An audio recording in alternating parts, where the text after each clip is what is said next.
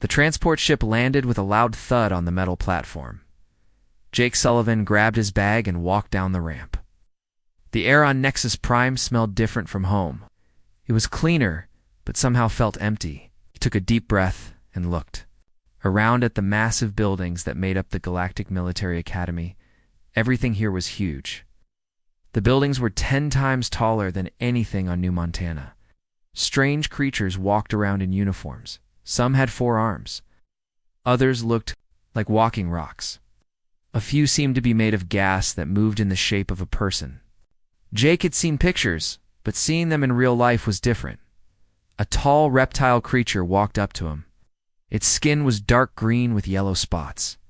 It had sharp teeth and eyes that looked like a snake's eyes. The creature wore a uniform with many badges on it. "You must be the human," the creature said. Its voice was deep and rough. "I am Commander Zixtel. Welcome to the Academy." Jake nodded. "Thank you, sir." Jake Sullivan from New Montana. Commander Zixtel looked him up and down. Jake could tell the commander was not impressed. Jake was average height for a human. He had brown hair and blue eyes. His muscles were normal from working in the mines back home. Nothing special about him at all. "Follow me," the commander said. "I will show you where you will live and train." They walked through the academy grounds. Other students stopped to stare at Jake. He heard them talking in different languages. Some pointed at him. Others laughed. Jake kept walking and tried not to pay attention. The commander stopped at a large building. "This is the Combat Assessment Division. This is where we test how good warriors are. You will spend most of your time here." Inside the building, Jake saw training rooms with different environments. One room looked like a desert. Another looked like it was underwater. The third room seemed to be in space with no gravity. Students were fighting in each room using different weapons and techniques. "Each species has natural gifts," Commander Zixtel explained. "The Zephyrians are very fast." He pointed to a student with 4 arms who was moving so quickly that Jake could barely see him. "The golems are very strong." A massive crystal creature lifted a weight that must have been 1,000 pounds. "The ethereals can become like gas and move through walls." Jake watched a student that looked like moving smoke pass right through a solid wall. It was amazing, but also scary. "What about humans?" Jake asked. The commander made a sound that might have been a laugh. "Humans come from what you call a death world. I think this means you are a little tougher than most species, but we are not sure what else you can do. That is why you are here, to show us." They walked to another area where students were sitting in a classroom. The teacher was explaining battle strategies. Jake sat down next to a student with 4 arms and insect-like eyes. The student looked at him with curiosity. "I am Krisha," the student said. Her voice sounded like music. "You're the human everyone is talking about." "I'm Jake. Nice to meet you." "Is it true that your planet tries to kill everything that lives on it?" she asked. Jake thought about New Montana. There were dangerous animals and bad weather sometimes, but it was home. It can be dangerous, but it's not that bad once you know how to handle it. Krisha tilted her head. "You do not look very dangerous." A massive student made of what looked like living rock turned around. "I am Thorg. My people are born warriors. We are made of stone and metal. We do not feel pain like soft creatures do." "What makes humans special?" Jake shrugged. "I don't know. I guess we just keep going when things get tough." Another student laughed. This one looked like he was made of blue gas held together in a human shape. "Keep going, that is all. My people can become invisible. We can pass through any attack. We do not need to keep going because nothing can hurt us." "That's pretty cool," Jake said. He meant it. These abilities were amazing. The teacher, a tall creature with 6 legs and purple skin, called for attention.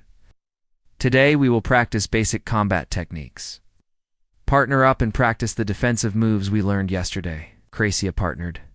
With Jake, she moved into a fighting position. Her 4 arms moved in a pattern that was beautiful to watch. Jake tried to copy the defensive moves the teacher had shown them. "You are slow," Krasia said, but she was not mean about it. They tried to move faster. Jake tried to speed up his movements. He was not as fast as Krisha, but he was learning. They practiced for an hour. Jake noticed that while other students got tired and took breaks, he felt fine. In fact, he felt like he could keep going for hours. After class, Jake went to his room. It was small, but comfortable. He had his own bed, desk, and a window that looked out over the academy grounds. He could see students from different species. Walking around, talking, and training, his door chimed. Jake opened it to find Dr. Haley Morrison, the human behavioral specialist who had come with the exchange program. She was in her 40s with gray hair and kind eyes. "How was your first day?" she asked, coming into his room. "Good, I think. Everyone seems nice enough. They all have amazing abilities, though. I'm not sure what I'm supposed to contribute here." Dr. Morrison sat down in the chair by his desk. "Jake, I need to tell you something. The other species here don't understand humans very well. They think Deathworld means we're just a little tougher than average. They don't know what humans are really capable of." "What do you mean? They train their warriors from birth. Focus on using their natural abilities in controlled ways. They learn discipline and strategy. But they've never had to adapt to survive. They've never had to push past their limits just to live another day." Jake thought about this. Growing up on New Montana, there had been times when he had to work 4 days without sleep during mining emergencies. Times when he had to keep going, even when he was hurt or scared or exhausted. He had never thought of this as special. It was just life. "The instructors are going to test you," Dr. Morrison continued. "They're going to put you in situations that would make most species give up. They want to see what happens when a human faces impossible odds. What should I do? Just be yourself. Show them what it means to be human. But Jake, be careful. They see what you're really capable of. Everything will change." After Dr. Morrison left, Jake lay on his bed and thought about her words. He looked out the window at the alien students training in the courtyard. They were all so confident in their abilities. They had been told from birth that they were warriors. Jake had never thought of himself as a warrior. He was just a guy who worked in the mines and tried to help his family. But maybe that was enough. Maybe being human was enough. The next morning, Jake woke up early and went to the training area. Some students were already there, practicing their techniques. Jake found an empty space and started doing the exercises the instructors had taught them. "Commander." "Are up early, human?" "Yes, sir. I wanted to practice." The commander watched Jake go through the basic movements. "Your form is acceptable, but we need to see how you perform under pressure. Tomorrow, you will participate in your first real combat assessment." Jake nodded. "I'm ready." Commander Zixtel's snake-like eyes studied him. "We shall see." Many students think they are ready. Few actually are. As Jake continued his morning practice, he could feel other students watching him. He knew they were all wondering the same thing. What could a human really do? Soon they would find out.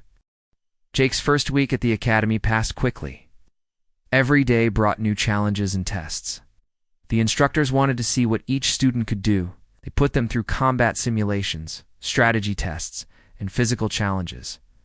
On his third day, Jake faced his first major test. Instructor Vexener, a tall creature with a large brain visible through clear skin, led him to a special training room. Vexener could read minds, which made most students nervous. "This is a simulation," Vexener explained. "You are trapped in a building that is on fire. There are civilians inside who need rescue. But the building is falling apart and you cannot save everyone. Choose who lives and who dies." The room changed around Jake. Suddenly he was standing in a burning building. Smoke filled the air. He could hear people screaming for help from different rooms. The floor was shaking and pieces of the ceiling were falling down. Jake ran toward the first voice he heard. An old alien creature was trapped under a beam. Jake tried to lift it, but it was too heavy. He could hear more screams from other rooms. The instructor was watching to see if Jake would give up on the old creature to save others. Instead, Jake looked around the room. He found a metal pipe and used it as a lever to lift the beam. It took longer than just running to save someone else, but he got the old creature free. Then he ran to the next room. Most students would panic in this situation. They would either freeze up or run around without thinking. Jake stayed calm and kept working. When he could not break down a door, he found another way in. When the stairs collapsed, he climbed the outside of the building. Instructor Vexener tried to read Jake's mind during the test. With other students, he could feel their fear, their panic, their desire to give up. But with Jake, all he felt was focus. The human's mind was completely concentrated on solving each problem as it came up. After an hour, Jake had saved everyone in the building. This was supposed to be impossible. The test was designed so that students would have to make hard choices. But Jake had found ways around every obstacle. "How did you do that?" Vexener asked after the simulation ended. Jake wiped sweat from his face. "I just kept looking for solutions. There's always another way if you keep trying." Vexener made notes. In his files, this human was different from other species. Where others saw impossible situations, Jake saw puzzles to solve. The next big test came during a sparring class. Students were paired up to practice combat techniques. Jake was matched with Krisha, the four-armed Zephyrian who had been friendly to him. "Remember," the instructor called out, "this is practice. Control your strength. The goal is to learn, not to hurt each other." Krisha moved into her fighting stance. Her forearms moved in smooth patterns. She was much faster than Jake and had twice as many limbs to attack with. But Jake had been watching her all week. He was starting to understand how she moved. They began to spar. Krecha's attacks came from all directions at once. Jake blocked what he could and dodged the rest. He was not trying to win. He was trying to learn. Each time she hit him, he understood her patterns better. "You are getting better," Krisha said as they paused for a moment. "But you are still too slow." She came at him again with a complex attack pattern. This time, one of her claws caught Jake's arm and made a cut. Blood ran down to his elbow. It was not a deep cut, but it was the first time Jake had been hurt since. Arriving at the academy, something changed in Jake when he saw the blood. His breathing became steady and deep. His muscles relaxed in a way that looked loose, but felt ready. Most strange of all, he smiled. Krisha attacked again with the same pattern she had used before, but this time, Jake was not where she expected him to be. He moved differently now, smoother, more confident. He caught one of her arms and used her own speed against her to throw her to the ground. "How did you do that?" she asked, getting back. "Up. I'm not sure," Jake said honestly. The smile was still on his face. "I guess seeing the blood helped me focus." The other students had stopped their own practice to watch. They'd never seen anyone move the way Jake just had. It was not like the formal techniques they learned in class. It was something else entirely. Instructor Zaxcall, a warrior from a species known for their fighting skills, walked over to them. "Human, show me that move again." Jake tried to repeat what he had done, but it did not work the same way. Without the blood, without the sharp moment of danger, his movements were back to normal.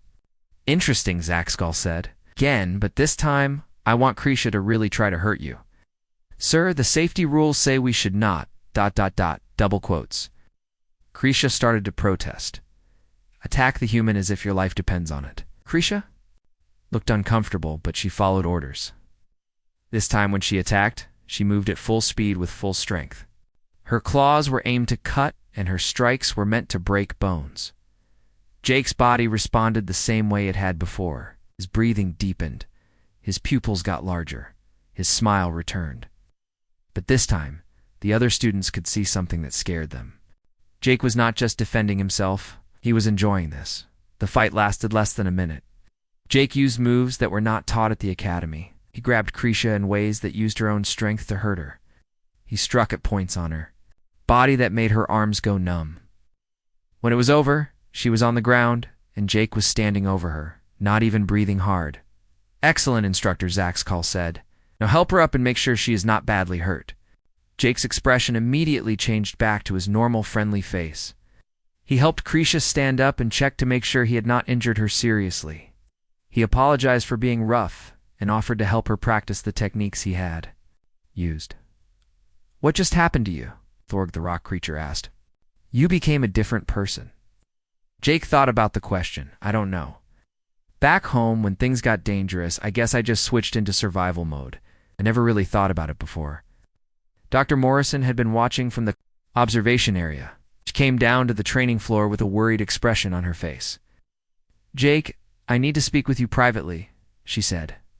They went to a quiet corner of the training area.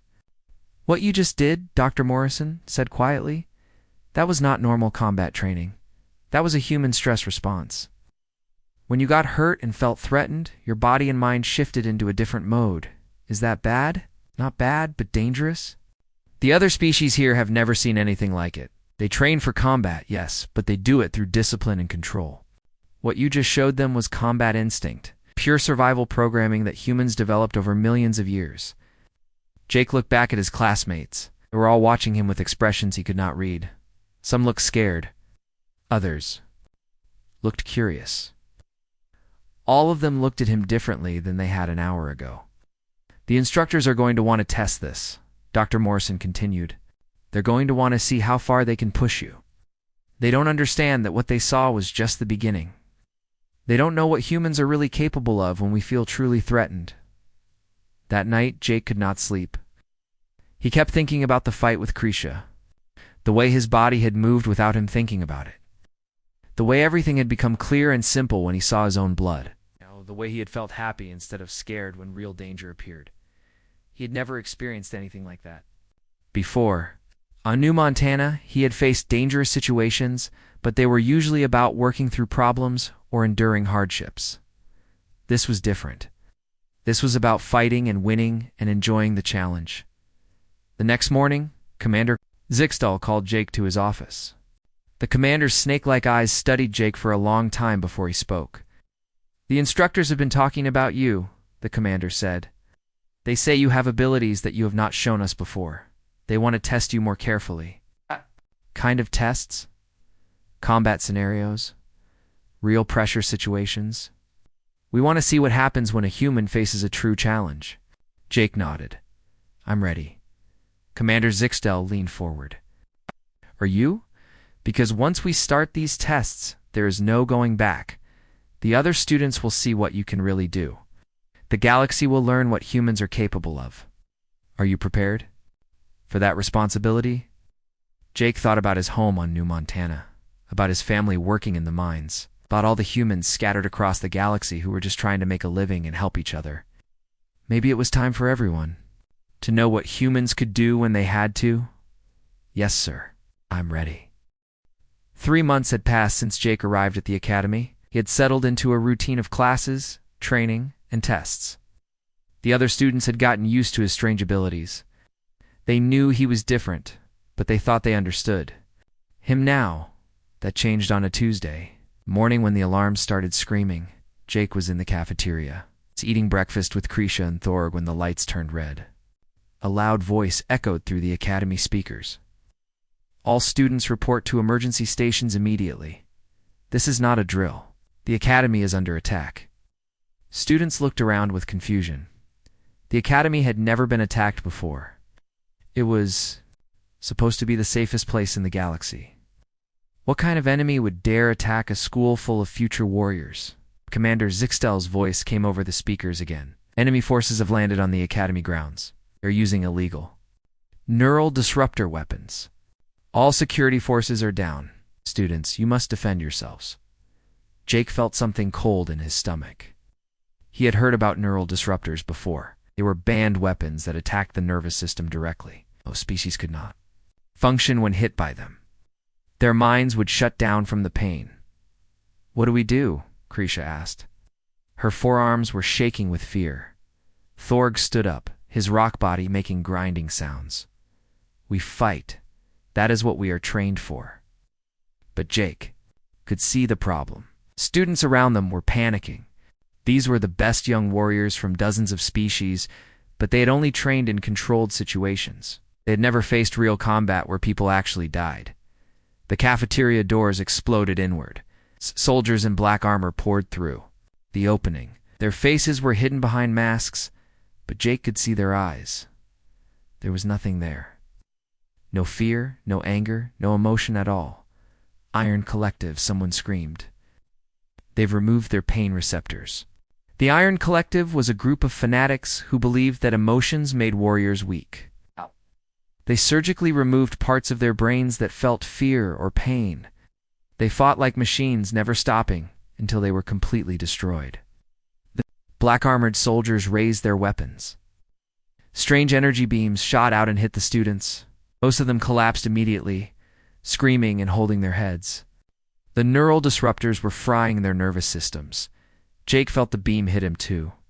Pain shot through his head like lightning. His vision went white for a moment, and his ears rang like bells. But then something strange happened. The pain started to fade. His body began to adapt to it. Around him, students were still on the ground, unable to move. Even Thorg, who was made of living rock, was writhing in agony. But Jake was getting back to his feet. One of the Iron Collective soldiers noticed him standing. The soldier raised his weapon to fire again, but Jake was already moving, not the careful, controlled movements they taught at the academy. This was something else entirely. Jake's body felt different. His heart was beating faster, but in a good way. His breathing was deep and steady. His muscles felt loose and ready. Most importantly, his mind was completely clear and focused. The soldier fired another neural disruptor beam. Jake felt it hit him, but the pain just made him more alert. He grabbed a metal tray from a nearby table and threw it at the soldier's head. The tray hit the soldier's mask and cracked it down the middle. "Interesting," Jake said quietly. "You can't feel pain, but you still need to see." He moved toward the soldier with a strange smile on his face. It's the same smile that had appeared during his fight with Krisha, but bigger now. The soldier tried to shoot him again, but Jake was no longer where he expected him to be. Jake had spent 3 months watching how different species moved and fought. He had learned their weaknesses and their strengths. Now he was using all of that knowledge at once. He grabbed the soldier's weapon and twisted it until it broke. Then he hit the soldier in specific places that would damage the armor and the person inside it. The soldier fell down and did not get back up. More Iron Collective soldiers entered the cafeteria. They moved in perfect formation, their weapons ready. They expected to find a room full of helpless students. Instead, they found Jake standing in the middle of the room, holding a broken weapon and smiling. "Finally," Jake said, and his voice was different now. Lower and more dangerous. A real challenge. What happened next would be talked about for years afterward by the few students who were still conscious enough to see it. Jake did not fight the Iron Collective soldiers. He hunted them. He used the cafeteria like a 3-dimensional battlefield. Tables became shields and weapons. The kitchen became a place to set traps. The serving area became high ground for better attacks. When the soldiers tried to surround him, Jake disappeared into the kitchen and came out behind them. When they tried to use their superior numbers, he separated them and picked them off one by one. When they tried to use their advanced weapons, he turned their own technology against them. The most frightening thing for the students, who could still think clearly, was how calm Jake remained. He was not angry or scared or desperate. He was focused and efficient and seemed to be enjoying himself. Dr. Morrison arrived at the cafeteria just as Jake was finishing with the last soldier. She had to step over several unconscious Iron Collective troops to reach him. "Jake," she called out carefully. "The immediate threat is over. You can stand down now." His pupils were still dilated and his breathing was still deep and controlled. For a moment, Dr. Morrison was not sure if he recognized her. Then his expression changed back to normal. The predatory smile disappeared, and he looked like the friendly young man she knew. "Dr. Morrison," he said, "are you hurt? Is everyone okay?" She looked around the cafeteria. Most of the students were starting to recover from the neural disruptor attacks. The Iron Collective soldiers were all unconscious or worse. Jake did not have a scratch on him. "How many soldiers were there?" she asked. Jake thought for a moment. 12 in here. But I can hear fighting in other parts of the academy. There are probably more." Commander Zixtel's voice came over the speakers again. "All available personnel, we have breached the main armory. Yes. Students with combat clearance, report for weapons. Distribution." Jake started walking toward the door. "I should help with the other fights." "Jake, wait," Dr. Morrison called. "What you just did here, that was not normal human behavior. That was something else entirely." He stopped and looked back at her. "No, Dr. Morrison. That was completely normal human behavior." This is what we do when our survival is actually threatened. This is what we're built for. As he walked away, Dr. Morrison realized with growing horror that Jake was right. What she had just witnessed was not Jake being unusually violent or aggressive. It was Jake being human in a situation where being human meant fighting to survive. The other students were starting to stand up. They looked at the unconscious soldiers scattered around the room. They looked at the destroyed furniture and damaged walls. Then they looked at Jake's retreating figure with expressions of shock and fear. Krisha managed to get to her feet. Her forearms were still shaking from the neural disruptor attack.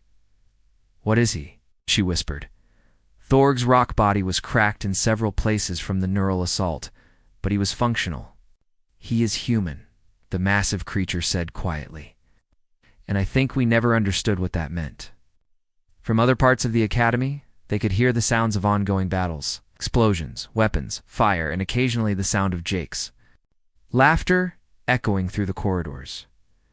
The Iron Collective had come to the academy expecting to fight students. Instead, they had awakened something that had been sleeping for 3 months. They had unleashed a human who finally had a real reason to fight, and as the sounds of battle grew louder, the remaining students began to understand that their quiet, friendly classmate from the Deathworld was about to show the galaxy what humans were truly capable of when everything was on the line. The battle for the academy was spreading through every building. Jake moved through the corridors like he belonged there. The sounds of fighting echoed from different directions, but Jake seemed to know exactly where to go.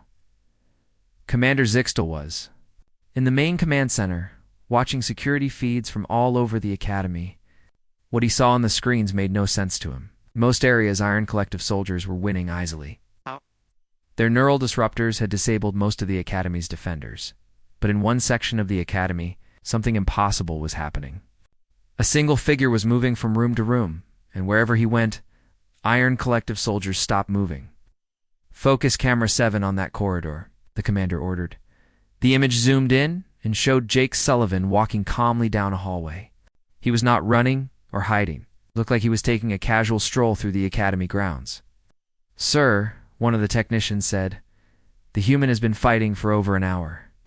His vital signs show he should be exhausted, but his heart rate and breathing are actually improving." Commander Zixtel studied the readings. This was impossible. Every species in the galaxy had limits. After intense combat, warriors needed rest. Their bodies broke down from stress and fatigue. But Jake's biological readings suggested he was getting stronger. On the screen, Jake approached a group of 4 Iron Collective soldiers. They had cornered some younger students in a classroom and were preparing to capture them. Jake did not charge in like a traditional warrior would. Instead, he studied the situation for a few seconds. Then he picked up a piece of debris from the floor and threw it at a light fixture. The lights went out and the hallway became dark. What happened next was captured by infrared cameras. Jake moved through the darkness like he could see perfectly. He attacked the soldiers from different angles using their confusion against them. Within minutes, all 4 soldiers were unconscious and the students were safe. "How is he doing this?" Commander Zixtel asked. Dr. Morrison had made her way to the command center. She was watching the screens with a mixture of pride and terror. "Humans evolved on a planet where everything was dangerous," she explained. "We had to hunt animals that were bigger and stronger than us, and to survive in environments that changed constantly. Our bodies and minds adapted to handle continuous stress and danger." On another screen, they watched Jake encounter a heavily armed Iron Collective squad. These soldiers had advanced weapons and energy shields. They should have been able to defeat any single opponent easily. Jake studied them for a moment and disappeared into a nearby maintenance tunnel. The soldiers waited for him to come out, but he never appeared where they expected. Instead, he used the Academy's ventilation system to move above them, tampered with their equipment from inside the walls. One by one, their weapons began to malfunction. Their communication systems went dead. Their armor systems started failing. When Jake finally emerged, the soldiers were confused and partially disabled. He defeated them using techniques that seemed to come from nowhere, moves that were not taught in any combat school. "Where did he learn to fight like that?" a technician asked. "He didn't learn it. Dr. Morrison said quietly. Humans don't just learn to fight. We adapt to fight. Every human carries the genetic memory of millions of years of survival. When we're truly threatened, all of that knowledge becomes available to us. Commander Zixtel was beginning to understand something that horrified him. You mean every human can do this? Every human has the potential. Most never need to access it because they live in safe environments. But Jake grew up on a colony world where survival was never guaranteed. His body and mind know how to switch into this mode. Screens showed Jake moving through the Academy's main library. A large group of Iron Collective soldiers had set up a command post there. They had taken hostages and were using them as shields. Jake did not attack directly. Instead, he began to psychologically warfare against them. He used the Academy's speaker system to play sounds that made the soldiers think they were being surrounded. He manipulated the lighting to create shadows that looked like attacking figures. The soldiers became nervous and started making mistakes. They broke their formation to investigate threats that were not real. Jake picked them off one by one, using their own paranoia against them. This is not just combat skill, Commander Zixtal said. This is something else entirely. Humans are persistence hunters, Dr. Morrison explained. We don't just fight our enemies. We outlast them. We outlive them. We find their weaknesses and exploit them until they cannot fight anymore. The battle continued for 3 more hours. Jake never seemed to tire. If anything, he appeared to be getting more dangerous as time passed.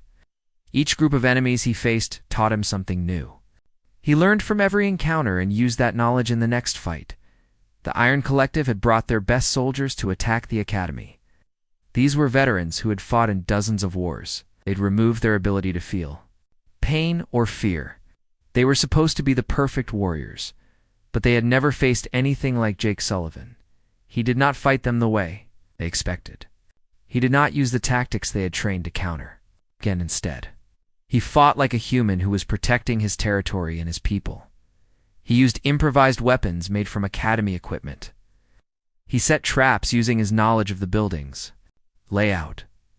He turned the soldiers' own advantages against them by finding ways to damage their armor and disrupt their coordination. Most importantly, he never stopped adapting. Every time the Iron Collective tried a new strategy, Jake found a counter-strategy. When they tried to overwhelm him with numbers, he separated them. When they tried to corner him, he found escape routes they had not considered. The turning point came when Jake reached the Academy's main armory. The Iron Collective had captured it and were using the Academy's own weapons against the defenders. Jake did not try to take the armory by force. Instead, he used his understanding of human psychology to turn the Iron Collective soldiers against each other. He accessed the armory's communication systems and began feeding false information to different groups of soldiers. He made each group think the others were betraying them. He created confusion and mistrust among enemies who were supposed to work together perfectly. Within an hour, the Iron Collective forces were fighting each other instead of the Academy's defenders. Jake had turned their own lack of emotions against them. Without the ability to feel trust or loyalty, they could not distinguish between real threats and manufactured ones. Commander Zixtal watched in amazement as the Iron Collective's coordinated attack fell apart. How did he know to do that? Humans understand psychology because we live in social groups, Dr. Morrison said. We know how to manipulate emotions and relationships because those skills were necessary for our survival.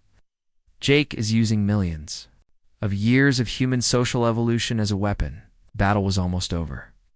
Most of the Iron Collective soldiers were either unconscious, captured, or fighting each other. Jake was moving through the Academy, checking on wounded students and making sure no enemies were still hiding. But the most important change was not in the Academy. It was in how everyone looked at Jake Sullivan. The students who had seen him fight were no longer comfortable around him. They understood now that their friendly classmate was something far more dangerous than they had imagined. The instructors were reviewing the security footage with expressions of shock and fear. They realized that everything they thought they knew about humans was wrong, and throughout the galaxy, news of the battle was spreading. The Iron Collective had been defeated by a single human student. Military leaders from dozens of species were asking the same question. If one untrained human could do this? What would happen if humans ever decided to go to war? The answer to that question would change everything. The academy was quiet now.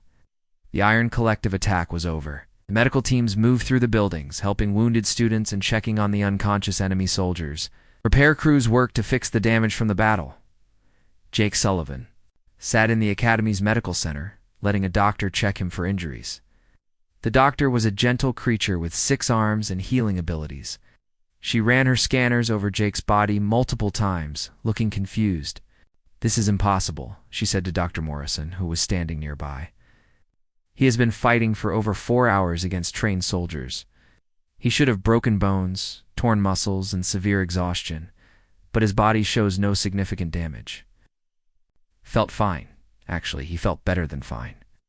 His body was still producing the chemicals that had kept him alert and strong during the battle. He was not tired at all. If more enemies appeared, he could keep fighting for hours more. "Can I go now?" Jake asked. "I want to check on my classmates." The doctor looked at Dr. Morrison with worried eyes. His body is still in combat mode. His system has not returned to normal yet. Is this safe? "Jake," Dr. Morrison said carefully, "you need to consciously tell your body that the danger is over. You need to let yourself relax." Jake thought about this. During the battle, his body had felt like a perfectly tuned machine. Every movement had been exactly right. Every decision had been clear and simple. It felt good to be that focused and capable. But he could see that his current state was making everyone nervous. He took several deep breaths and forced his muscles to relax. Slowly, his heart rate began to return to normal. "Better," the doctor said, checking her scanners again. "8, but I want to monitor him for the next day. His biology is unlike anything we have seen before." Jake left the medical center and walked through the academy halls. Students and instructors stopped to stare at him as he passed. Some looked at him with respect. Others looked afraid. All of them looked at him differently than they had that morning. He found Crecia in the student common area. She was sitting with Thorg and several other classmates. They were talking quietly, but stopped when Jake approached. "Hey," Jake said, sitting down next to them. "How's everyone feeling?" Those neural disruptors looked pretty painful. Crecia's forearms moved. Nervously, "We're fine. The medical team says we will recover completely." "But Jake, we need to talk about what happened today." "What do you mean?" "Oh." Thorg's rock body made grinding sounds as he shifted position. "What we saw you do today, that was not the Jake Sullivan. We thought we knew. You became something else entirely." Jake looked around at his classmates. They were all watching him with expressions he could not quite read. "I'm still the same person. I just had to protect everyone." "No," said Veltar, the gas-based ethereal. "You enjoyed it. We could all see that you were enjoying the fighting. It is not normal." Jake thought about this. "I guess I did enjoy it. Not the fact that people were getting hurt, but the challenge of it. The problem solving. It's the chance to use everything I had learned." His classmates exchanged glances. His explanation did not make them feel better. Crecia said carefully, "Do all humans fight like you do?" "I don't know. Never seen another human in a real fight. But I think we all have the same basic abilities. We just don't usually need to use them." Commander Zixtel entered the common area. His snake-like eyes focused on Jake immediately.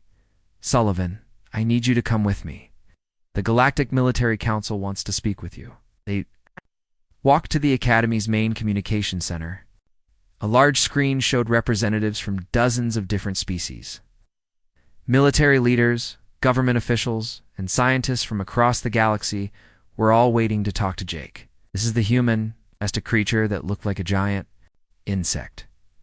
"This is the one who defeated an entire Iron Collective assault force." "Yes," Commander Zixtel replied. "This is Cadet Jake Sullivan." An alien with multiple heads spoke next. "We have reviewed the security footage from today's battle, but we saw challenges. Everything we thought we knew about human capabilities. We need answers." Dr. Morrison stepped forward. "I can explain what you witnessed. Humans evolved on a planet where survival was never guaranteed. Every human carries genetic programming that activates during extreme stress. What you saw today was not unusual human behavior. It was normal human behavior in an appropriate situation. Representatives began talking among themselves in different languages. Jake could tell they were scared and confused. A tall, thin alien with blue skin spoke up. If what you say is true, then humans represent a significant military asset. We propose that all human colonies be required to provide soldiers for galactic defense forces. Absolutely not, said another representative. If humans are this dangerous, they should be restricted from military service entirely. They are too unpredictable. The argument continued for an hour.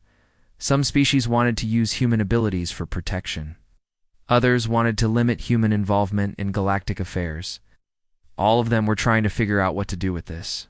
New information. Finally, Jake spoke up. Can I say something? The screen went quiet. All the representatives looked at him. I understand that what happened today was scary. I know that seeing what I can do has changed how you think about humans. But you need to understand something important.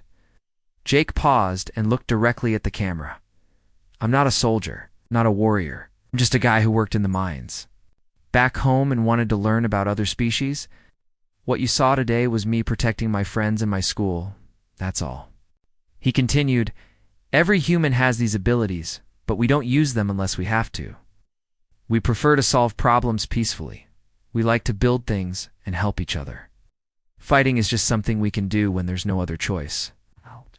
Of the representatives asked, but if humans are capable of such violence, how can we trust you to remain peaceful? Jake smiled, and this time it was his normal, friendly smile. Because humans also evolved to live in groups and take care of each other. The same instincts that make us dangerous to our enemies make us loyal to our friends. We don't fight because we want to hurt people. We fight to protect the people we care about. The conversation continued for another hour, but the tone was different now. Instead of arguing about what to do with humans, the representatives began discussing how to work with them. Some species offered to share their technology in exchange for human protection. Others proposed joint training programs. A few suggested that humans could help train their own soldiers to be more adaptable. When the meeting ended, Jake returned to his room. He found a message waiting for him from his family back on New Montana. News of the battle had reached the human colonies, and everyone was talking about what had happened. The next morning, Jake went to his regular classes. But everything was different now. Instructors treated him with a mixture of respect and caution. His classmates were polite, but kept their distance. Commander Zixtel called him to his office after lunch. Sullivan, the Academy is creating a new program. We want you to help design training courses that teach other species how to think like humans in combat situations. I can do that, Jake said. But I have one condition. What is that? I want to make sure everyone understands that what they saw yesterday was not about being violent or aggressive. It was about adaptation and persistence and protecting others. Those are the real human strengths. Commander Zixtel nodded slowly, agreed. You will be our first human instructor. 6 months later, Jake stood in front of a classroom full of new cadets from across the galaxy. They looked at him with curiosity and nervousness. They had all heard the stories about the human who defeated the Iron Collective. Welcome to human combat psychology, Jake said. The first thing you need to understand is that being human is not about being the strongest or the fastest or the most aggressive. Being human is about never giving up. He walked to the front of the classroom and looked at each student. Every species here has natural advantages, but humans have something different. We have the ability to adapt to any situation and keep fighting no matter what happens. Today I'm going to teach you how to think like a human. As Jake began his first lesson, students throughout the galaxy were learning that humanity's greatest weapon was not violence or aggression. It was the simple refusal to quit when everything seemed hopeless. And in a galaxy full of different species with different abilities, that made humans the most dangerous allies and the most valuable friends anyone could have,